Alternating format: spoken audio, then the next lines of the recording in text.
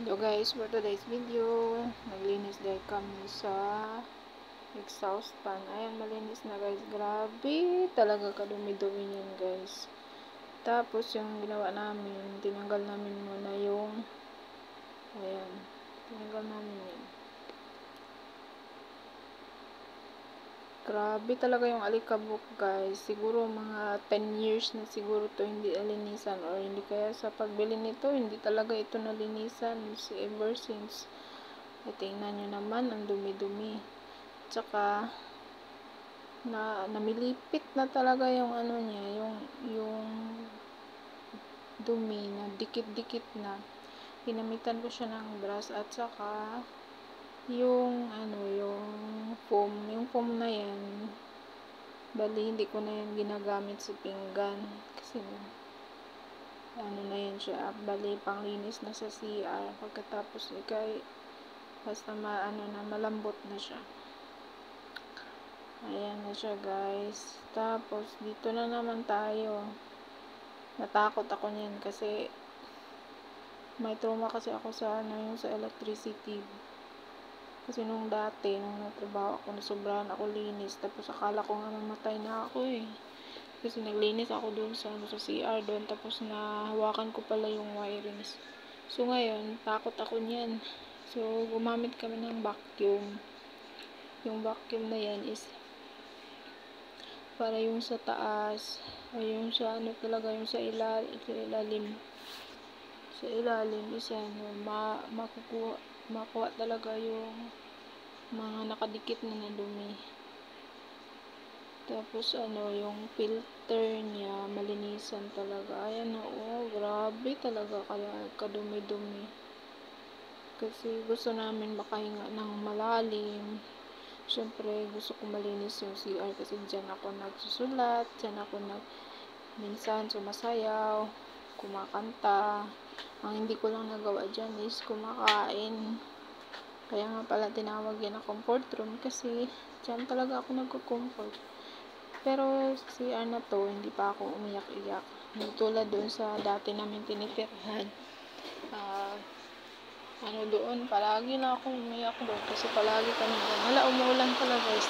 Nag-voice over ako. Ayan ito. Tapos yung ano niya guys, ayan, pati yung sa ilalim. Nakita ko pala yung pipe dyan sa loob. Tapos yung pipe sa loob guys. So, siguro sa tubig ata yan, or sa drain ba, exit sa water. Kahit saan guys, hindi talaga tayo makakuha ng malinis na lugar. So ngayon, pero at least ito ginawa namin ng paraan para malinis. Syempre gusto naman natin na makahinga naman tayo ng malalim. Ayan, malapit na ako matapos. Kaming dalawa pala naglinis, hindi lang ako. Pero ako niyan, ako yung naglinis talaga kasi ayoko sa high blood yung itong isa kasi pag tingala ka kasi sa langit, yung neck mo bawal yan kasi bawal sa kanya mataas yung yung pressure niya.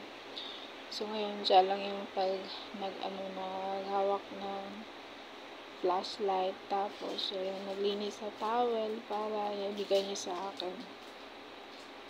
Ayan, muntik naman, malapit na matapos.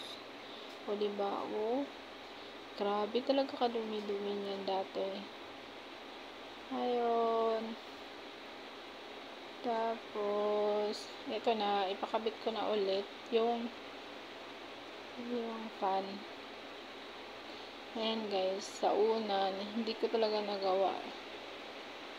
Tapos paulit-ulit ko siya sinawakan ko yung niya sa gilid. Tapos hindi talaga tama yung pagkalagay. Tapos inulit ko naman, tinanggal ko na ulit. Tapos ayan, hindi pa rin siya. Tapos nagalit na nga itong isa kasi siya yung naghawak sa yung sa cellphone. Tapos niyan, ayan, ito na yun. O, ayan na, diba? O, marunong na ako maglinis. Ayan. O, nakahinga na kami ng malalim yan. Ayan, yung sa gilid-gilid niya pala guys, hindi na siya natanggal. Grabe na talaga, hindi